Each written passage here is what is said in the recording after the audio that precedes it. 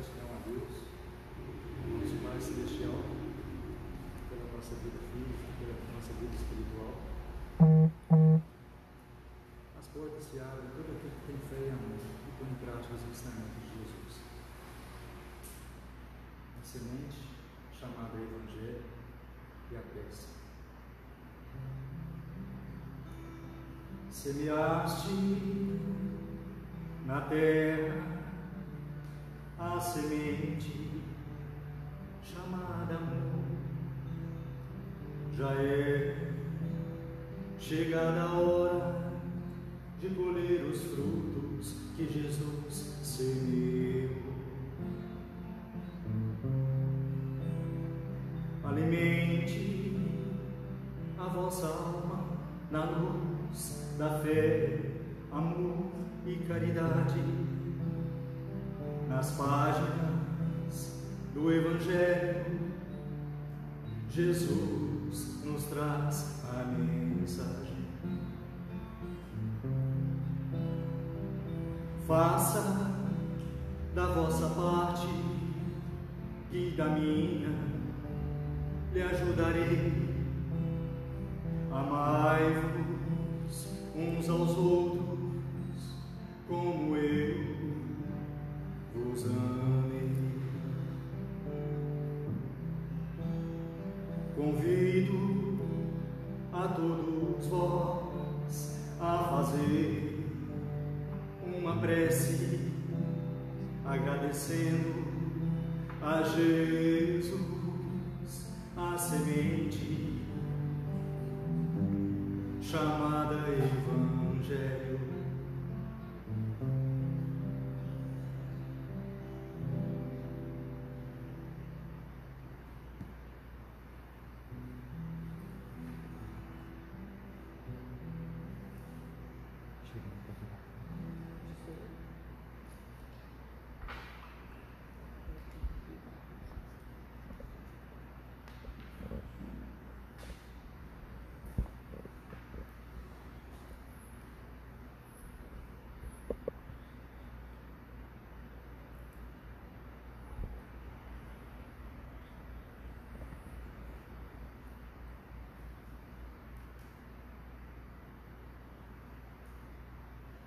Boa noite a todos.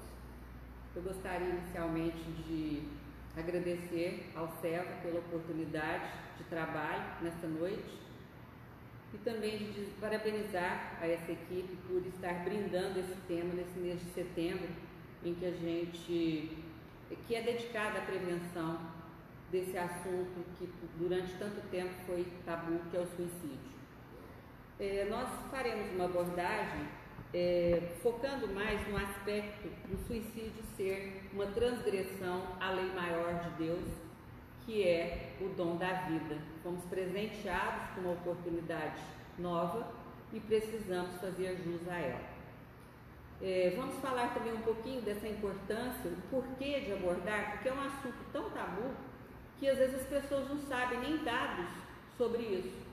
A mídia não divulga, a gente fica sabendo um caso ou outro e às vezes não entende a dimensão da importância de ter este mês. Na realidade, todos os dias deveriam ser dedicados a isso, né? Falar um pouquinho das causas, das consequências, o que acontece com o espírito depois do suicídio, para sempre vai ficar no umbral, em planos inferiores, o que vai acontecer com ele, né? Então tentaremos fazer isso, pedindo a Deus, a Jesus, aos mentores espirituais que ilumine aquilo que a gente vai dizer, para que realmente falemos aquilo que todos vocês necessitam. Bom, gente, começando, a primeira coisa a fazer é definir o que é o ato do suicídio, né? É o ato deliberado por quê? Porque parte de uma decisão pessoal. Resolve-se antecipar o tempo previsto para a própria vida, com as próprias mãos, né? E isso existe desde que o mundo é mundo, né? Em todas as sociedades, em todas as camadas sociais, e segundo notícias da mídia, né, nesse tempo caótico que estamos vivendo já há alguns meses, né, mundialmente falando, não só em termos nacionais, vem aumentando sensivelmente o número de suicídios. Mas nós vamos ver daqui um pouquinho alguns dados, né? Isso gera impacto na vida daquele que se automutilou, como daqueles que nós chamamos sobreviventes, aqueles que ficaram depois que aquele ser amado, querido, que tinha uma vida, tinha um espaço, né, no coração, na sociedade, na casa, depois que ele parte através desse meio. Então, talvez a dor maior, né, que às vezes aquele que se autoextermina não pensa, é nessa, né, que não pensa em pais, que não pensam em filhos, avós que não pensam em netos, filhos que não pensam em pais, né? E durante muito tempo, gente, se evitou muito de falar sobre isso, né? Quando fala assim, foi suicídio, as pessoas até abrem os olhos, nem ficam estarrecidos, como se aquilo fosse assim, algo, vamos dizer assim, contagioso, né? Algo inusitado. Não, isso sempre aconteceu. E o problema tem que ser encarado, né? Como um problema de saúde mental e de saúde pública também, né? De tanto que é grave. Só em 1960, a fundação da ONG, Associação Internacional de Prevenção do Suicídio, criou o Setembro Amarelo, instituindo o dia 10 de setembro como a data mundial de conscientização sobre esse assunto, né? Então, olha o tanto que demorou, e isso já existe desde que o mundo é mundo, né? Então, desde então, de forma muito sutil, começou-se em determinados setores a se falar um pouco sobre isso, mas ainda é um assunto tabu, né?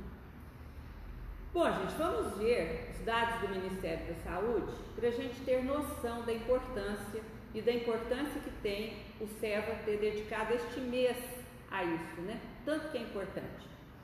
No Brasil, gente, ocorre um caso de suicídio a cada 45 minutos. A cada 45 minutos, ou seja, se começamos essa explanação às 19h30, significa que quando terminarmos, pelo menos uma pessoa terá suicidado no país, no Brasil. O crescimento, que são os dados de 2015 e 2016, foi de 2,3%. Não houve diminuição, né, até hoje.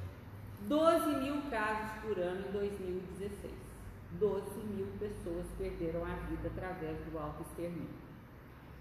As maiores taxas de suicídio são de jovens e de idosos. Mais novos e mais velhos, né? A faixa intermediária tem menos. E entre jovens é a quarta causa de morte no Brasil.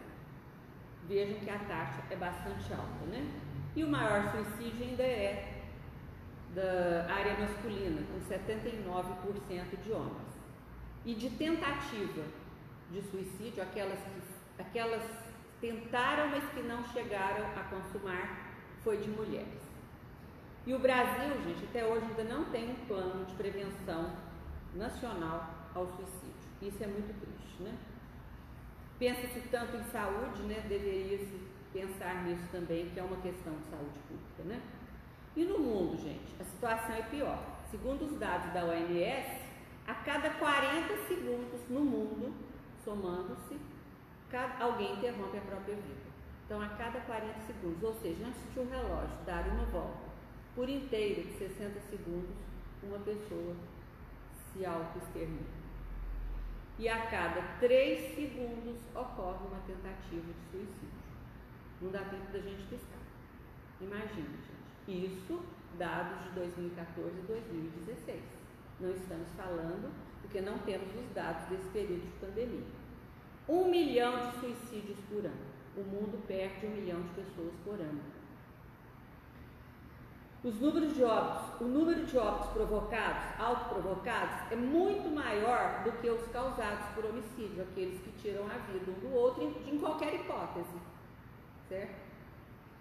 É a terceira causa de morte entre jovens de 15 a 29 anos no mundo, a situação mundial. E é a sétima causa de morte entre crianças de 10 a 14 anos. Crianças até 12 até 14 adolescentes, né? Então, vejam vocês a importância da abordagem disso, né? Isso deveria, pais, sobretudo, famílias, precisam estar muito atentos e preparados para entender os sinais, que nós já vamos falar agora mesmo, né? O que leva uma pessoa ao suicídio? Às vezes nenhum porquê, às vezes são tantos e às vezes não existe nenhum, né? Na lógica de quem fica, se a pessoa não deixou nada escrito, não falou nada, é muito difícil. Esse é o maior questionamento de quem ficou. Por que fez isso, né? E as pessoas que ficam se questionam também. O que eu poderia ter feito para evitar isso? Enquanto pai, enquanto mãe, enquanto filho, enquanto amigo, enquanto vizinho, o que eu poderia ter feito? É muito angustiante isso, né? Preocupante. Mas as pessoas normalmente fazem isso pelo desinteresse pela própria vida, né? Fugir também dos problemas da vida. Às vezes há transtornos mentais como depressão, síndromes, transtornos bipolares, esquizofrenia, abuso de álcool, drogas, né? Substâncias que causam dependência química, né? Decepções em qualquer sentido, sejam elas amorosas, financeiras, familiares, com amigos, né? Amores não correspondidos, né? A história aí nos mostra, até literária, um tanto de casos que ocorreram por causa disso, né? Abusos sexuais, gente, é uma das grandes novidades, né? Às vezes o adolescente, a adolescente sofre abuso calado dentro de casa e não conta aquilo, né? E quando fica, desde a infância, quando fica um pouquinho mais adulto, começa a namorar, diante da angústia de ter que revelar aquilo, é uma das causas que não eram levantadas e que têm sido levantadas atualmente, né? Problemas financeiros, né? E também a ação dos nossos irmãos menos esclarecidos, que são aqueles obsessores, pessoas a quem nós já prejudicamos no passado, pretéritos recentes e remotos que nos perseguem, né? Nos encontram e também podem nos influenciar, né? O que o Livro dos Espíritos, né, de Allan Kardec, ele aborda essa questão do suicídio das questões 943 a 957. Ele fala sobre isso. Nós vamos pegar só algumas, né? E uma das perguntas, que é a 944, diz assim: o homem tem direito de dispor da própria vida? E é respondido o seguinte: não. Somente Deus tem esse direito, porque foi Ele quem nos deu a vida, só Ele pode tirar, né? O suicídio voluntário é uma transgressão dessa lei, e é uma transgressão grande. Estava comentando aqui quando cheguei que é uma das coisas que mais causa compaixão na gente é o suicídio. É muito difícil a gente se colocar no lugar daquela pessoa que se auto-exterminou, né? É muito doloroso. E na questão 943 é questionado aos espíritos: de onde que nasce o desgosto da vida que, sem motivos plausíveis, se apodera de certos indivíduos? O Livro dos Espíritos, ele dá muita importância a essa questão do desgosto pela vida, que na maioria dos casos é isso, que provoca o quê? A doença do século, que é a depressão, né? A pessoa desgosta da vida, perde a energia da vida, né? E às vezes não consegue sair daquele abismo que caiu, né? E os espíritos respondem: efeito da ociosidade, que nós já vamos explicar, da falta de fé e também da saciedade, né? O que seria isso, né? Então vamos falar agora de cada um. O que é a ociosidade? É a qualidade daquele que não faz nada na vida, daquele desocupado, que não se ocupa com nada, que está focado só em si mesmo, que não quer sair de si mesmo, né? Aquele que está inativo, que não tem disposição, que não tem pressa, que não se empenha, não se voluntaria, né? Tem preguiça, é indolente, é mole, não quero fazer nada, né? Deixa quieto que eu não quero me mover, né?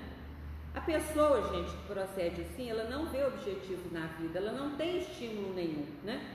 De buscar uma ocupação que seja útil. E é engraçado que, por mais que a gente fale com ela não vê essa necessidade, porque ela precisa realmente de um tratamento muito mais do que um falar simples, né? e às vezes tratamento não só espiritual, mas também o tratamento médico, né? Vida sem propósito, sem estímulo para buscar uma função útil no espaço que ela ocupa, né? É aquele velho ditado que os nossos ancestrais já diziam: cabeça vazia, oficina do diabo. Desocupou, começa a pensar naquilo que não precisa, né? A falta de fé, gente. Fé é uma coisa muito importante. Creio eu que é ela que nos tem sustentado, porque nesse período tão difícil, né? Por quê? Todos nós estamos vivendo tempos muito estranhos. Sabemos que é um período de transformação pelo qual a Terra está passando, né?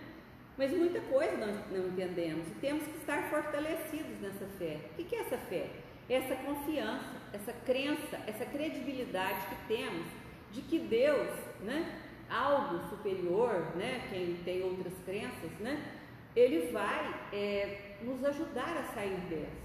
Né? É isso que nos move, que nos sustenta, que não nos faz chegar ao desespero, porque senão a gente já estaria arrancando os cabelos de todo jeito. Nós estamos sempre movidos pela fé, esperando algo melhor. Ninguém espera algo pior na sua vida. O que estamos esperando hoje? Uma solução para o momento que estamos vivendo. Através de quê? Da cura, da vacina, da prevenção, da melhora, de maior número de recuperados, né? Porque muitas coisas não conseguimos entender, nem mesmo os cientistas, né, especializados nisso às vezes conseguem, né? E a fé cristã, da qual estou falando, é exatamente isso: é acreditar na existência de Deus, crer naquilo que está na sua palavra, né, em todos os ensinamentos pregados por Jesus Cristo nos evangelhos, né, que foi o enviado de Deus, né?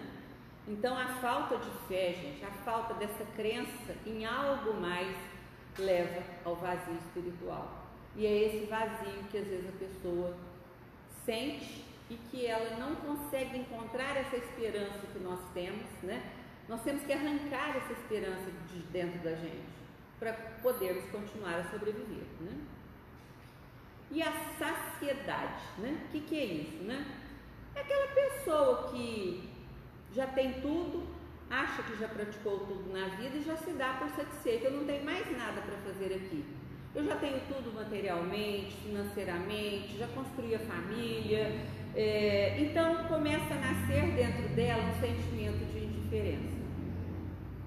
Às vezes ela procura outros mecanismos, como as dependências, né, químicas, ou às vezes procura o autoextermínio também, é uma das causas, né? Então temos que estar atentos também a isso, né? Para a observação, quem é educador está sempre atento a isso na sala de aula, e os pais também devem prestarem atenção nos seus filhos, né? E também nos seus idosos, né? Visto esses índices aqui, né? Tristeza profunda, né? A pessoa muda de uma hora para outra, né? A pessoa às vezes não manifesta, mas olha os olhos dela para ver o que tem dentro, né? Apatia, não ter vontade de fazer nada, né? A pessoa tinha um determinado comportamento ativo e depois passou a ficar mais passivo, inerte, né? Desamparo, pessoas às vezes têm essa sensação de estar desabandonada, de desespero, às vezes até surtos, né? A desesperança são sentimentos marcantes do descrédito na vida, na falta de esperança, do não tenho mais nada a fazer aqui. Não sou útil, sou imprestável, sou um lixo, então não sirvo para nada aqui, né? Então prestem atenção nesses sentimentos, né? E vamos falar um pouquinho, eu creio que alguém ou já falou, vai falar mais demoradamente, sobre o suicídio indireto ou inconsciente, né? Que é aquele que a pessoa não tira deliberadamente a vida com as suas próprias mãos, no intuito de tirar a sua própria vida mesmo, mas ela comete atos que vão abreviar o seu tempo de vida. Nós trouxemos até um vídeo para passar aqui, que todo mundo deve se lembrar, mas nós vamos dar o exemplo da questão do André Luiz, quando ele fica no umbral, que ele é chamado de suicida. Acho que todos nós já vimos esse filme, né? Que ele é chamado de suicida depois de ter permanecido em longa agonia no umbral, né? Quando ele é acolhido, né, pelo seu mentor, que aqueles espíritos vêm e chamam de suicida, suicida, suicida. E logo depois, quando ele é recolhido, né, há a explicação do irmão Clarence para ele, dizendo por que ele foi considerado suicida, né? E esse suicídio, gente, é como se a pessoa auto-sabotasse o seu próprio corpo físico, né? Exemplos disso: o próprio alcoolismo, o tabagismo, o uso de entorpecentes, né? Substâncias que geram dependência, os excessos alimentares, quem come demais, quem come o que não deve, né? Os desregramentos sexuais, que foi um dos casos de André Luiz, né? O uso excessivo de medicações, tem gente que morre de tanto tomar remédio, dá até hepatite, né? Hepatite medicamentosa, né? Descontrole emocional, entre tantas causas, né? Então, isso tudo aí é causa de suicídio indireto ou chamado de inconsciente, né? André Luiz, todo mundo sabe, viveu no Rio de Janeiro, né? Ele era de família muito rica, né? E formou-se bem jovem como médico e clinicou até 40 anos de idade. Ao desencarnar, ele foi para o umbral, que é essa região de sofrimento que a gente sabe que existe no plano espiritual, né? Ficou muito tempo perturbado, né? Por um sofrimento psíquico muito grande. Quem já viu o filme sabe a tristeza que aquilo dá na gente, né? É muito bem ilustrado pelo produtor do filme, né? Quem dirigiu o filme. E ele foi constantemente acusado de suicida lá, né? Então ele é avaliado lá como suicida, né? Por ter morrido devido aos excessos alimentares que desequilibraram o seu fígado. E também depois, vou dizer aqui, está transcrito aqui um pedacinho do diálogo, né, do irmão Clarence para ele. Quando ele chega aonde ele está deitado no hospital, na maca, ele diz assim: é de lamentar que você tenha vindo pelo suicídio. Aí ele fala assim: mas como? Eu lutei mais de 40 dias na casa de saúde tentando vencer a morte. Eu sofri 2 operações graves devido à oclusão intestinal. O irmão Clarence diz a ele assim: sim, mas a oclusão radicava-se em causas profundas. Vejamos a zona intestinal.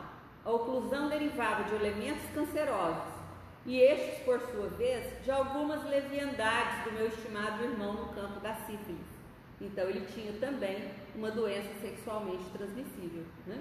Pelos seus excessos sexuais cometidos, né? Todo o aparelho gástrico foi destruído à custa de excessos de alimentação e bebidas alcoólicas, aparentemente sem importância. Devorou-lhe a sífilis energias essenciais. Como vê, o suicídio é incontestável. Por isso que ele ficou tanto tempo lá no umbral, sentindo esse tormento psíquico, né? E físico também, né? Porque sente na carne, né?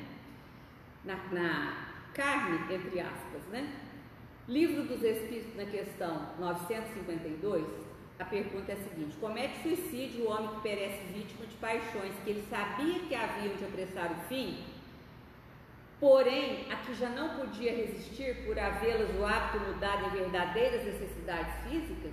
Todo alcoólatra comete suicídio, todo dependente comete suicídio, porque de uma forma ou de outra ele vai ser retirado antes. Não tem como o corpo físico passar incólume diante desses excessos, desses abusos. Mais cedo ou mais tarde, vejo muita gente dizendo assim: meu pai fumou a vida inteira, morreu com 80 anos. É suicida. Mesmo que tenha sido com 80 anos, poderia viver sempre, né? Às vezes foi abreviada. Por quê? O físico, nosso corpo físico não resiste a essa constante exposição a esses elementos, né? O corpo não está preparado, né, para isso. Tem algumas máximas do Espiritismo que às vezes vocês podem estar se perguntando. Por exemplo, que também está lá no Livro dos Espíritos: o louco que se mata não sabe o que faz. Então ele tem perdão nesse sentido, porque se ele é louco, ele não tem livre-arbítrio. Tem motivos para ele ser louco nessa encarnação, né, que a gente desconhece. Mas se ele é louco nessa encarnação, ele não veio no seu juízo perfeito. Então há uma desculpa, entre aspas, para o ato cometido, né? Aqueles que agem de tal forma que provocam o desespero no outro, a ponto de que ele também se auto-extermine, também têm culpa, responderão pelo suicídio do mesmo jeito do outro, porque tem pessoas que enlouquecem o outro, seja sob pressão, né? Sob assédio, né? Então tem várias causas, né? O suicídio mais severamente punido é aquele que é resultado do desespero, que vira a redenção das misérias terrenas. Ora, a gente sabemos que quando a gente vem para o plano terrestre, fazemos escolhas no outro plano, né?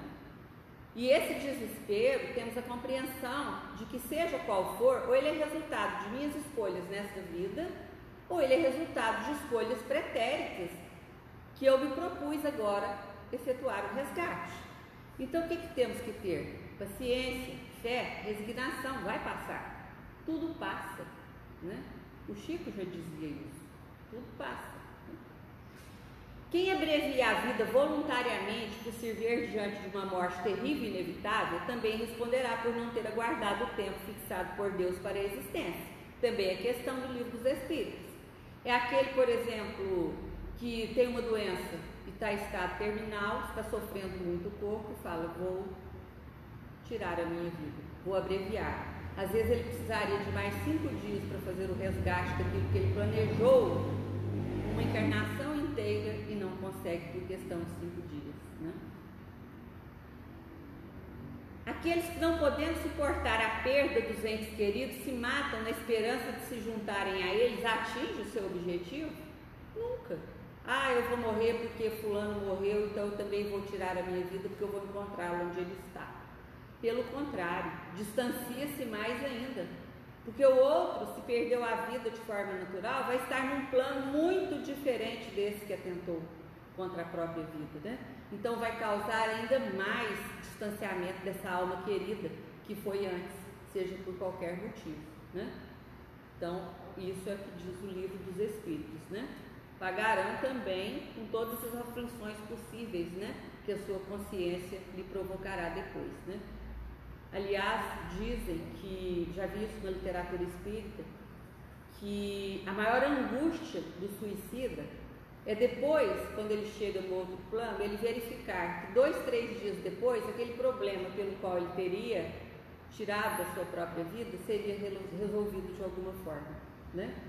Se era uma questão financeira, por exemplo, ele arranjaria um empréstimo, receberia uma herança, né? Se era um caso de uma desilusão amorosa, reataria com o seu cônjuge ou o seu parceiro, né, ou a sua parceira, né? E daí por diante, né? Bom, quais são as consequências de se tirar a própria vida? Primeiramente, aquele motivo que levou ao suicídio, nós que acreditamos na sobrevivência da alma, já sabemos que ele não vai ser extirpado, não vai haver libertação desse motivo. Sabemos que de lá é continuação do de cá, né? Seja em que plano for, né? Leva um caminho espiritual de dor e de sofrimento. O filme lá, a narrativa do Nosso Lar, né, transcrita lá depois, passada para filme, né, é uma prova disso, né? Enorme atraso evolutivo, né? Deixa-se de caminhar, de progredir, né? Estamos na Terra para progredir. É a nossa única função aqui para melhorarmos, né? Ascendermos, né, a um plano mais alto, né, de evolução. É como se parássemos no tempo, né, parássemos na nossa evolução espiritual. Responderemos pelo crime praticado, né, contra a lei de preservação, a lei maior que é a lei da vida, né, que é o presente divino que recebemos ao vir, porque é uma oportunidade de melhora, né? Deus é tão justo, tão bom, que Ele nos dá essas vidas sucessivas para podermos melhorar, né? Não estamos condenados ao fogo eterno, né? Não é porque erramos uma vez que vamos ser condenados, né? Então não temos essa noção enquanto crentes da doutrina que praticamos, né? Que tentamos praticar, né? E a busca por chegar depressa em uma vida espiritual melhor acaba, porque você pensa que se livrou do problema e vai para um lugar muito mais tenebroso, né? Além de sofrer a toda hora aquelas mesmas sensações de como se tirou a vida, né? Quais, em geral, com relação ao estado do espírito, as consequências do suicídio, né? Ora, gente, cada caso é um caso, nós não podemos nos meter a adivinhos, né? A literatura espírita nos mostra algumas respostas, como o Chico vai nos dar daqui um pouco no livro dele, Entrevistas. Eu colhi algumas, pincei algumas para que a gente saiba, né? Quando ele ainda fazia atendimento aqui, né, em Uberaba. Mas há uma consequência. O certo é que não se vai escapar dessa consequência da autodestruição do corpo físico, né? Agora, o que vai ser? Depende do merecimento, da causa, daquilo que levou a pessoa a fazer isso, dos seus resgates, do seu mérito e daí por diante. Não somos juízes e não podemos fazer essa previsão. Sabemos sim que terão que expiar essa falta, né? Provavelmente, alguns, por exemplo, imediatamente após isso, nascem em condições precárias, né? E em vidas muito piores que aquela que foi interrompida, né? De formas piores, né? O que se deve pensar do suicida cujo fim é escapar das misérias e das decepções deste mundo? O que já dissemos, a pessoa perdeu a fé, entrou em desespero, não cumpriu com aquilo que prometeu quando não estava encarnada, quando não tinha o corpo de carne. Porque lá talvez, no nosso plano reencarnatório, a gente acha que dá conta de muita coisa. É por isso que a nossa evolução é tão lenta.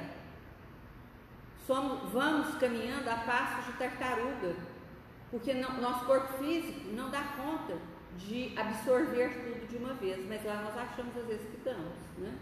Mesmo sendo orientados, né? Que pensar daquele que se mata na esperança de chegar mais depressa a uma vida melhor? Lê do engano, né? Não vai chegar de jeito nenhum, vai piorar, né? E depois do suicídio, o que acontece com esses espíritos, né? Sofrem por anos a culpa de tirar a própria vida. Revivem constantemente aquele momento do suicídio, a forma como tirou a própria vida, né? Podem chegar até a loucura espiritual. Aí fica pior ainda, né? A pessoa perde, o espírito perde o senso e o juízo. Vai nascer numa outra vida totalmente tresloucada, né? Tem outra coisa. Aqueles espíritos que nos perseguem, ou aqueles espíritos errantes, né, que andam aí menos esclarecidos, nossos irmãos que ainda não têm a compreensão do que fazem, já estão ali próximos, esperando, né, intuindo, insuflando essas ideias. Para quê? Para na hora do desenlace, vampirizar essas energias logo após esse desenlace. É uma situação, gente, torturante, né? Esses espíritos menos esclarecidos, né? Alguns podem ir para o Vale dos Suicidas, né? Aquele livro da Dona Ivone Pereira, Memórias de Suicida, relata bem isso para quem já leu, né? É o local comum, né? Onde esses espíritos que cometeram isso em sofrimento, né? Eles se reúnem, né? É um local próprio para recolher esses espíritos, né? Bom, e a esperança para quem comete suicídio? Sim, Deus é misericordioso, né? Há um caminho de reconstrução para os arrependidos. Lembre-se do André Luiz. Sofreu. Só quando ele se arrependeu, ele se conscientizou do que ele tinha feito, é que ele foi recolhido, né? E saiu para ser cuidado, né? A reabilitação sempre é possível, né? Se a alma é imortal, não vamos viver dessa forma. O espírito não terá vida desse jeito, né? E a oportunidade nova será sempre a reencarnação. Geralmente, esse ser que cometeu isso renasce com aquele órgão que foi prejudicado no suicídio com alguma marca. São os chamados defeitos congênitos. Problemas de saúde desde a infância. Os órgãos que foram danificados, eles trazem essa marca perispiritual. Por isso que a gente vê bebês totalmente deformados, deficientes mentais, né? Abobalhados, que carregam ali aquele tempo naquela vida ali de sofrimento, presos a esse corpo ou a essa mente com déficits, né? E pode ter também uma vida curta, só para cumprir às vezes aquele período que faltava às vezes para a pessoa ir, né? Ou a própria debilidade, o dano que foi provocado no corpo físico que veio agora não permite, a matéria não suporta muito tempo, né, encarnada, né? E as penas sempre proporcionais, certo, gente? A consciência do que aquele que cometeu o ato tem daquilo que cometeu, né? No livro Entrevistas, que é esse aí do Chico Xavier, pergunta assim para o Chico: na sua vida mediúnica, Chico, conheceu alguns amigos suicidas reencarnados? Ele diz: sim, alguns. Eu até trouxe uma entrevista da época do Pinga Fogo, que ele fala isso também, mas não será possível pelo próprio tempo, né? Ele diz assim: tendo começado a tarefa mediúnica em 1927, há quase 41 anos, tive tempo suficiente para observar alguns casos e posso dizer que todos aqueles que vi reencarnados, depois do atentado contra eles mesmos, traziam consigo os sinais, os reflexos da leviandade que haviam perpetrado. Contudo, devemos respeitar os suicidas e não tratá-los com essa visão preconceituosa, né? Como criaturas extremamente sofredoras, né? Que muitas vezes perderam o controle das próprias emoções, raiando para o desrespeito a si próprios, ao seu tempo sagrado, ao seu corpo, né? Os resultados do suicídio acabam sempre impressos naqueles que o perpetram. Desse modo, há 2 companheiros que se suicidaram com bala no ouvido e que reviram o espaço depois de 10 anos, viu-os reencarnados na condição de crianças retardadas, num estado de extrema idiotia. Outro companheiro que suicidou com veneno renasceu como uma criança que trazia já o câncer na garganta, tendo desencarnado pouco tempo depois. Isso, gente, nos dá a compreensão maior para aceitar o que a doutrina espírita fala. Por que que nascem uns assim e por que que nascem outros saudáveis, né? Então devemos agradecer todos os dias por esse tempo saudável que recebemos, né? Os espíritos me explicaram que muitas vezes o suicida, em se reencarnando, como que destrói os tecidos do novo corpo. A desencarnação ou a morte propriamente considerada ocorre logo depois do nascimento, algum tempo depois. Aí então o espírito estará em condições de aprender quanto vale a vida. Vem nessas condições para valorizar aquele tempo que fui perfeito e que tirei a minha própria vida, né? Ele deseja viver, mas não consegue, conseguindo enfim depois de grande esforço, né?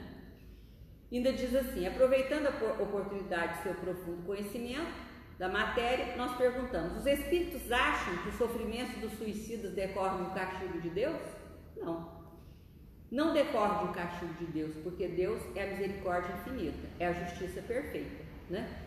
E não são punições, são resgates que a própria consciência exige, né? Para a própria evolução, né? São consequências, né? Que trazemos para a Terra de atos que perpetramos contra o nosso próprio corpo físico numa época, né? Quando ele atendia lá, esse aí está no livro As Vidas de Chico Xavier, olha o que ele fazia. Chegava alguém e falava assim: Chico, minha filha de 5 anos é portadora de mongolismo, mas eu acho que ela está sendo assediada por espíritos. Chico respondia assim. Ele descartava essa hipótese, né? Encaminhava a mãe e filha à fila de passe, virava as costas e ele confidenciava alguém que estava próximo. Os espíritos estão me dizendo, em vida anterior recente, suicidou-se atirando-se de um lugar muito alto. Outra mãe se aproximava e reclamava do filho também de 5 anos. Ele é perturbado, fala muito pouco e não memoriza mais que 5 minutos qualquer coisa que nós ensinamos. Quando eles iam para a sala de passe, Chico falava com alguém. Na última encarnação, esse menino deu um tiro fatal na própria cabeça. E a história mais interessante ainda, que eu achei muito chocante, é essa aqui. Meu filho nasceu surdo, mudo, cego e sem os 2 braços.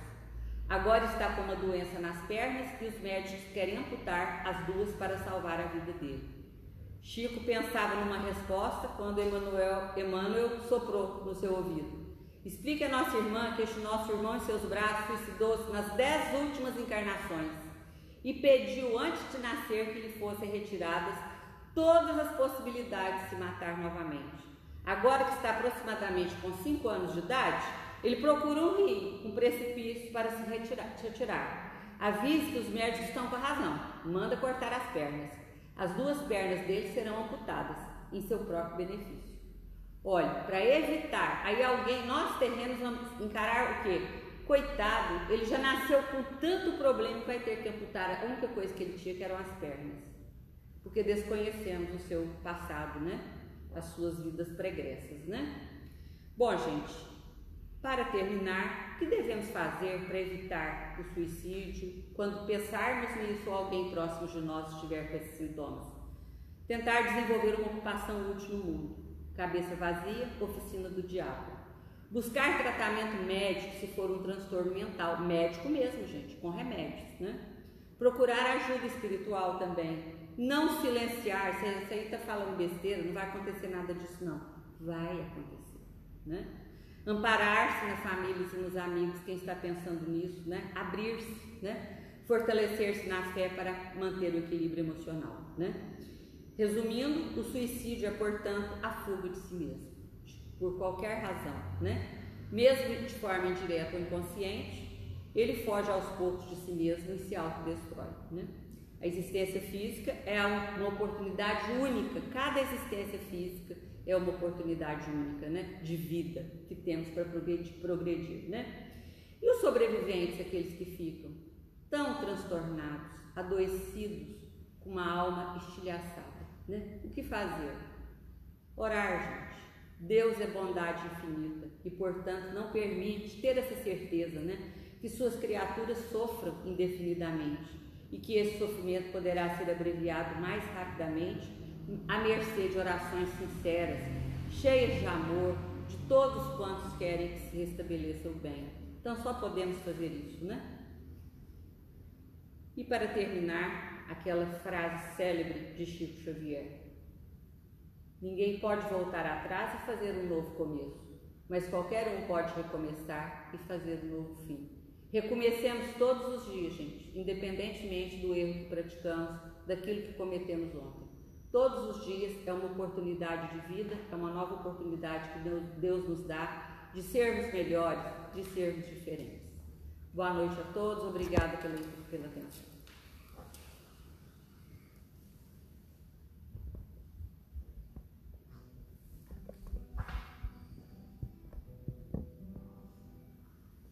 Nossa recomendação: que os irmãos procurem um templo religioso. A nossa casa espírita é uma escola para todos. Estamos aqui para aprender a amar. Aprendemos que a caridade ela abre todas as portas para que Deus nos receba. Procure fazer ao outro tudo aquilo que você gostaria que fizesse a ti mesmo, na luz da fé, na luz do amor, na luz da caridade.